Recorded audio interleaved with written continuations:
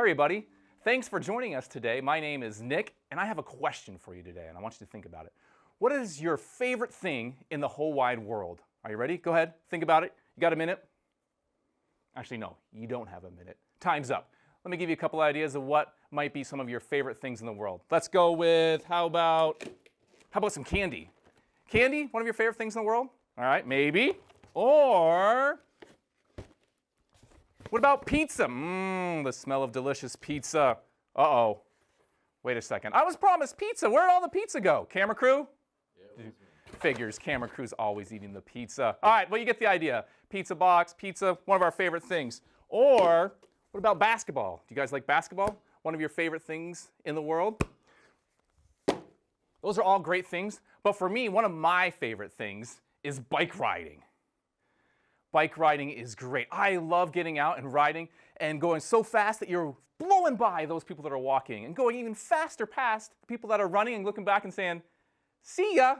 I love going down the hill really fast with the wind in your face. It is great. I love biking. Unfortunately, I had a bit of an incident the other day.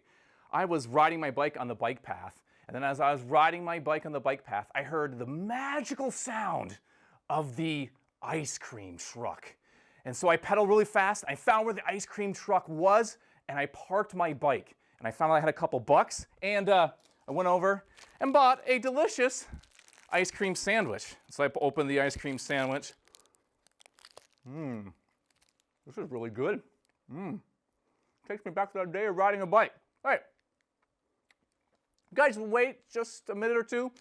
I'm just going to finish this ice cream. You don't mind, do you? Is it fine? Okay, good, good.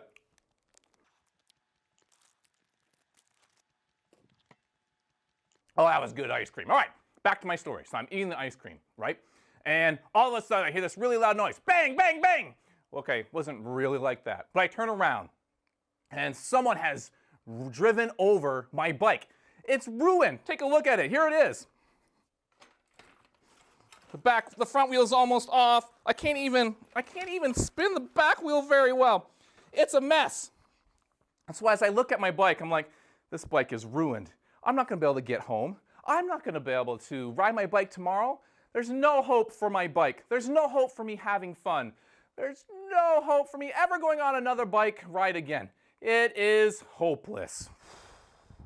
All right, whoa, hold up. All right, I'm over it. All right, hope. It's a small word, but it's also a big word. And when we talk about the word hope, hope means that the worst thing is never the last thing. Can you guys say that with me? The worst thing is never the last thing. I want to ask you a question. Have you ever felt hopeless?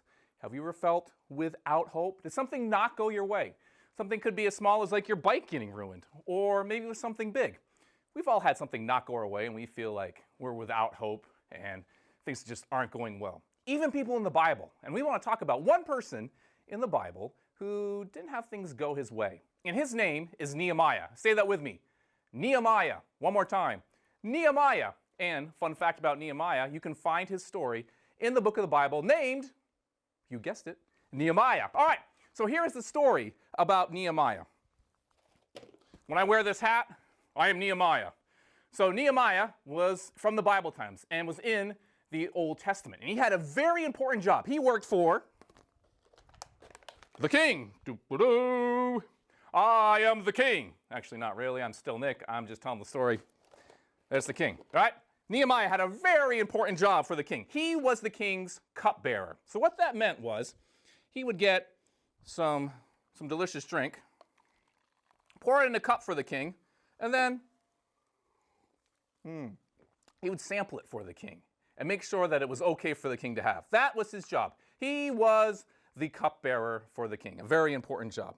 One day, though, Nehemiah found out something really sad. He found out that his hometown, Jerusalem, was practically destroyed. It was in ruins, and the people weren't safe.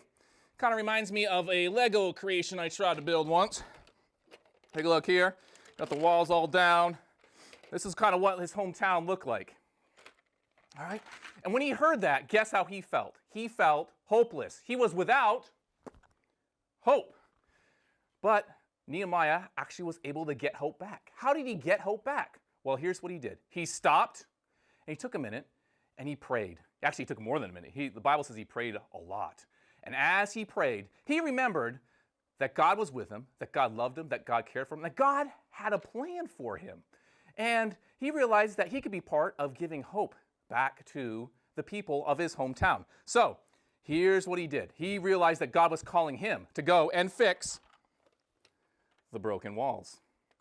So he had to go, though, and first ask the king for permission to go back to his hometown, take a working vacation, and work on putting the walls back together. So what did the king say? Oh, you have to come back next time to see what the king said and whether the king gave him permission. But before we go, I want you to remember this thing, all right?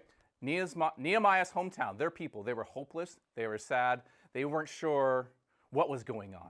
But Nehemiah had something that he was going to bring. He was going to bring them hope because he knew that the worst thing was never the last thing, all right?